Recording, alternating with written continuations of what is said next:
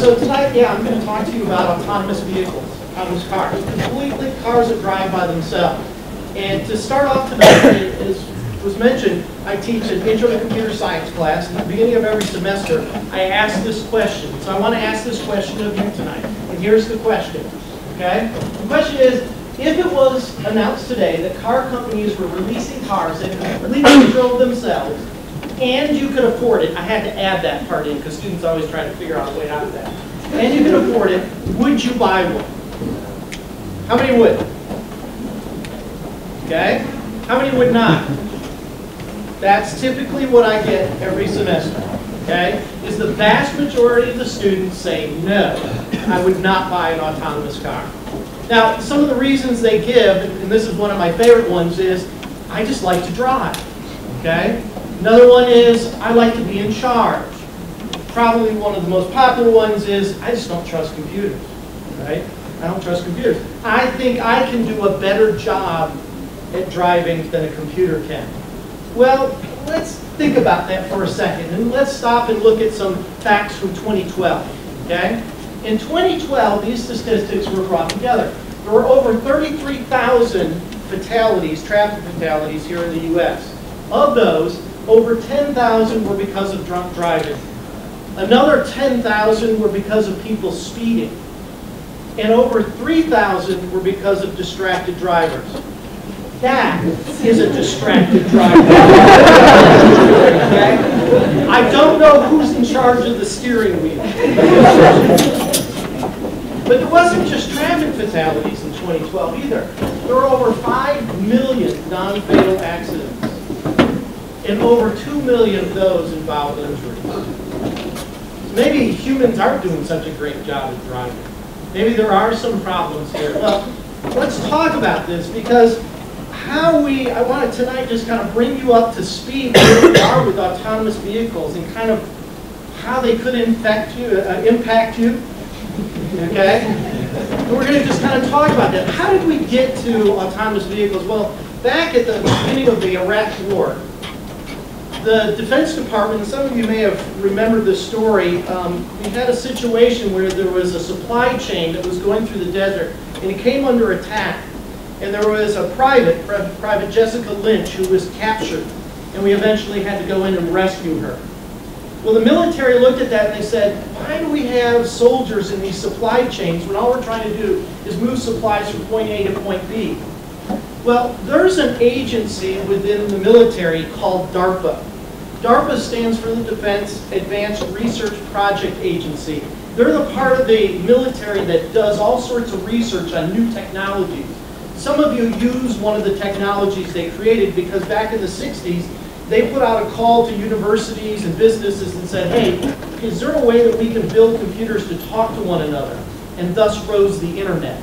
That's who DARPA is. So DARPA is constantly putting out what are called calls.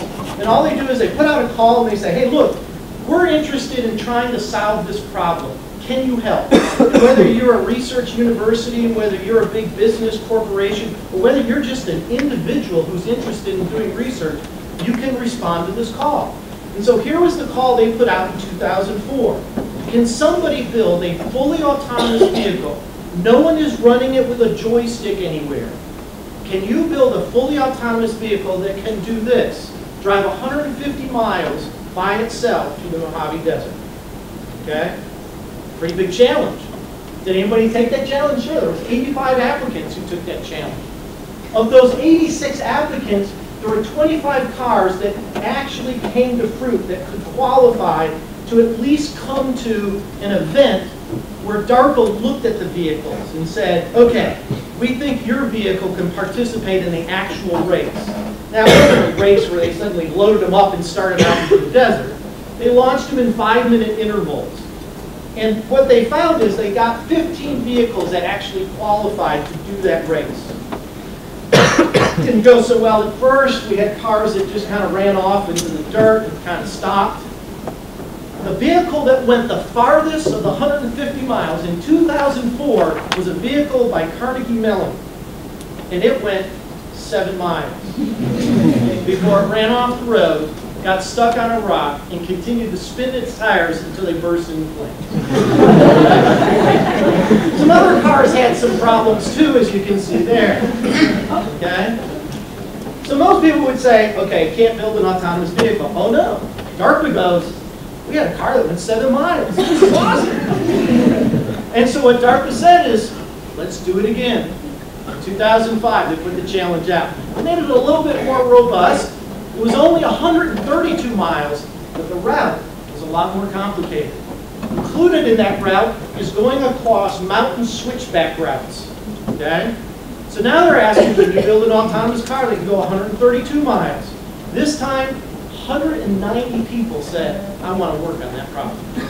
I want to work on that. Isn't that exciting? Okay? Of the 190 that applied, 43 cars came to the national qualifying event. Again, to see if they could actually be a part of this race. And DARPA put them through all sorts of tests and all that kind of stuff. You can see the vehicles take a lot of different looks and stuff that went on here.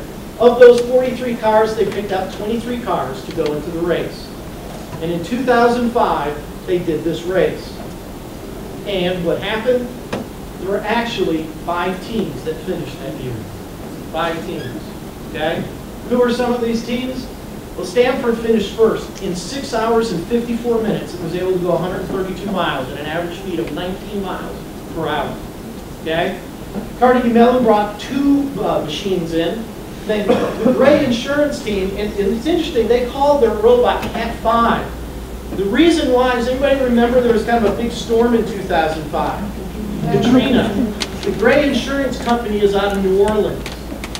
Okay? They were able to finish building their machine in that last month when the city was going through all that devastation, and they still completed it. The Oshkosh truck, that big yellow truck you saw on the previous slide, it finished it, but it took 12 hours and 51 minutes. Proof of concept. We could build an autonomous vehicle. This is really cool. Of course, we can only have it drive through the desert. That's not too useful. And DARPA said, wonder if we could take this challenge 1 level higher. What if we could build an autonomous car that can drive in an urban environment? What if it could drive on regular streets, stop at stop signs, follow traffic laws, and give right of way to other vehicles? What if it could be on the road with other cars, manned and unmanned vehicles?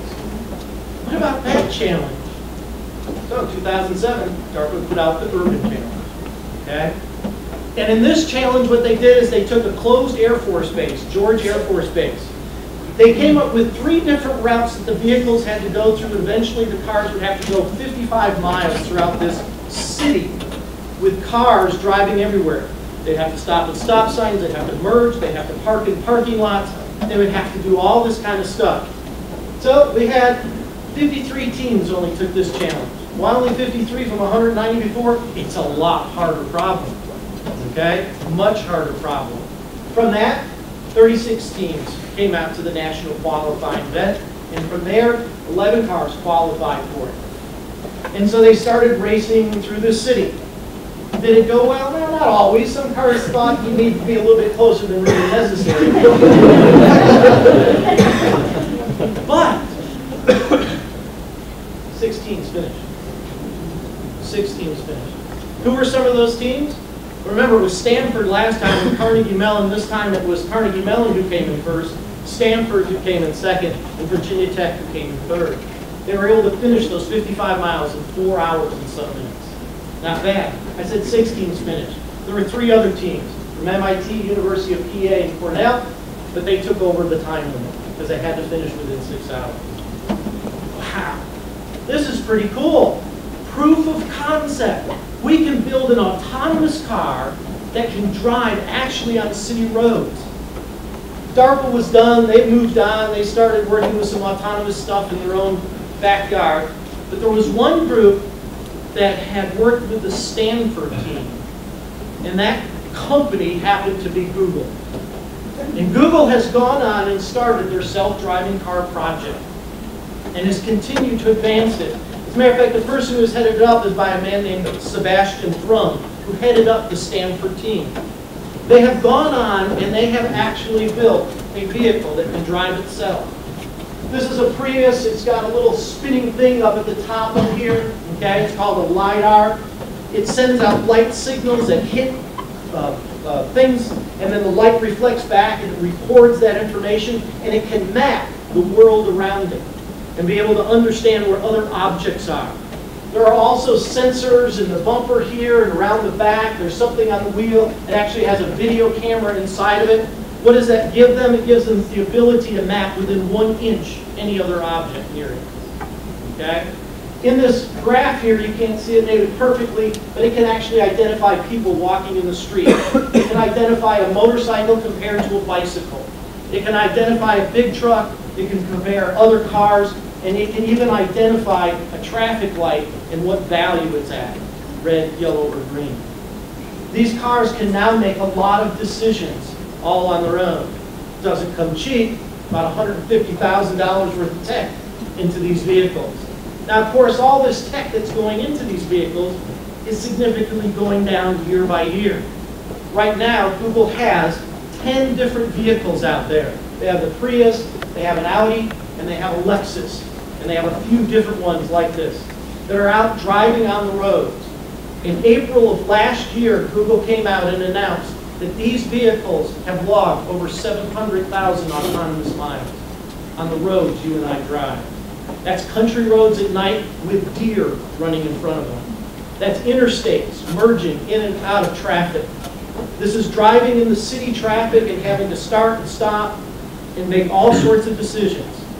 There are 4 states. Utah was the first, then came California, then came Florida, Michigan, and the District of Columbia now also have now laws about autonomous vehicles. The laws all say there has to be someone in the driver's seat ready to take over, but you can have an autonomous car in those states. There are several other states who are currently debating this issue to figure out, do we want autonomous cars on our roads? And then there's some states who have looked at it and said, no, we don't want to get into that. But it's really beginning to change. Oh, something I should say about the 700,000 miles, these cars have had 2 accidents. Both times when the human was driving the car. Okay?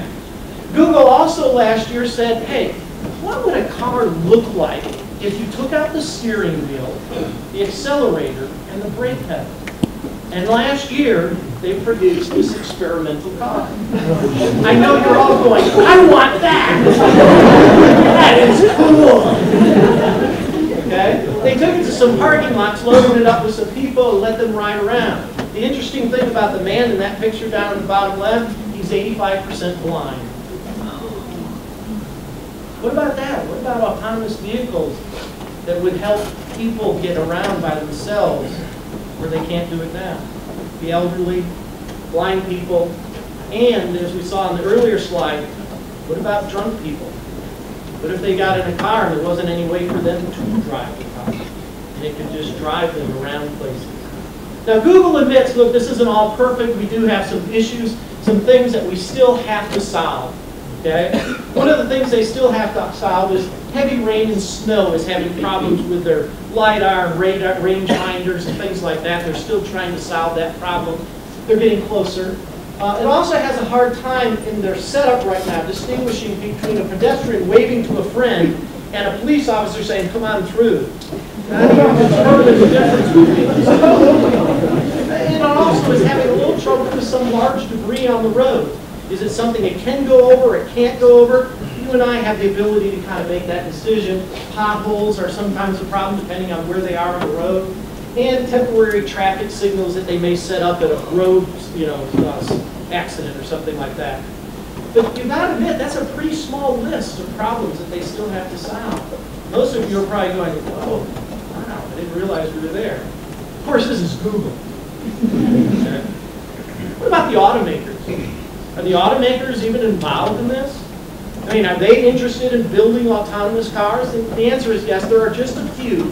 There are just a few automakers who have already created fully autonomous cars. Okay? Here's the list. You've got Tesla, you've got Nissan, oh, it's Toyota, and then there's Audi, Mercedes-Benz, BMW, Ford, and GM. Every automaker out there has currently an autonomous vehicle. Okay? This isn't something that is maybe a possibility out there. And it's one of the things I want you to begin to put in your mind. People have been working on this since 2004, 5, and 7. When those DARPA events happened, these companies all said, interesting. Let's see if we can do it. Okay? So, like I said earlier, when will this invasion happen? When are we going to start seeing this on our roads? Okay? Well, some of it you're already seeing. As a matter of fact, talking current and going forward to 2018, this technology, which we call in the industry VDE, or vehicle to environment, the sensors that spin around and the lasers that all check its environment, these are technologies that are in cars that you can buy today. One is called adaptive cruise control. It's pretty cool. You get up to speed, you say put on the cruise control. Then the car, if it starts coming up on other cars in heavy traffic, it automatically slows down. And if the traffic clears up, it automatically goes back up to speed. You don't have to take it off of cruise control and then put it back on. It figures that all out. The real lane, supposed to be real lane keeping, not land keeping. That is, if you start to get out of its lane, there are some cars that will vibrate your seat or flash lights or make noise to wake you up and get you back into lane. This automatically puts itself back into lane. You don't have to do a thing. Autonomous parking. One type of autonomous parking is you've probably seen in the television commercials. It parallel parks itself. But they've got even better autonomous parking than that. Imagine getting out of the car at a restaurant, taking out your cell phone, park. Off goes your car. When you get done, I'm done. It finds you. Okay? Now here's something else that they've studied about this kind of stuff. Do you know that cars are better at parking than humans? Most of us go, duh. You need a lot less space for cars that are parking themselves, because they will park really close to each other perfectly every time. Okay? Well, that's current to 2018, then what? Well, 2018 to 25, we're going to be looking at what is called vehicle-to-vehicle communication. This technology is already out there. Car makers are already putting it into vehicles. And this is where cars talk to one another. They let each other know, hey, I'm going at this speed. Hey, I'm about to brake. Hey, I'm about to make a left-hand turn. And then other cars can make decisions around that. Cars will start to drive a lot closer if they can talk to one another. But they won't cause accidents because they'll be able to make decisions about what other cars are doing. Okay? That technology is there. We're just waiting for standards from the National Transportation Board. They're the ones who have to set the standards so everybody's following the same thing. They were supposed to have them out last year, but this is the government, so they'll probably have them out this year. But in that time frame, every one of those car makers that I listed earlier, they want to have a fully autonomous car on their lot for you to buy in the 2018 to 2025. Okay? Now, will very many people buy them in that time frame? No. It'll be the first adopters, all that kind of stuff, but that's okay. What's going to come after that? Well, in 2025 and beyond, we have what we call V2I, or vehicle to infrastructure. This is where we start having things like smart stoplights. The stoplights start communicating to cars what they're about to do, how much longer before it becomes red. Not only the one that you're coming up to, but the next 3 or 4 that are on your route. The car then can make decisions about how it paces itself so that it moves through those intersections the most efficiently, which saves a ton of gas, by the way, and gets you to your destination a lot sooner. Imagine interstates that don't really have traffic anymore, because built into the interstate, it keeps track of how many cars are out there, and then the interstate sends signals to all the cars that are out on the road to pace themselves, so there's never really a traffic backup. And takes some cars and redirects them down other routes that will be faster as the traffic gets bigger. So that's the kind of thing that we can see coming down the path here. Now, of course, as I'm saying this all to you, you're all beginning to go, yeah, but do we want it? Do we want it? Is this something we'd be interested in? Okay, I've shared some benefits here. Well, I looked at a lot of research and studies, and I found one that pretty much summarizes all the studies that are out there. And this one was done just last summer. It was done by insurance.com. Okay? And they interviewed 2,000 licensed drivers, and here's what most of those people were saying. 22.4% said they would buy an autonomous car. That's a pretty low number if you're in the marketing business, by the way. You're not going to make a lot of money there. Not only that, but in this survey, 24.5% said they would never invest in it. Of course, then they changed the question a little bit and asked, what if insurance premiums went down 80%?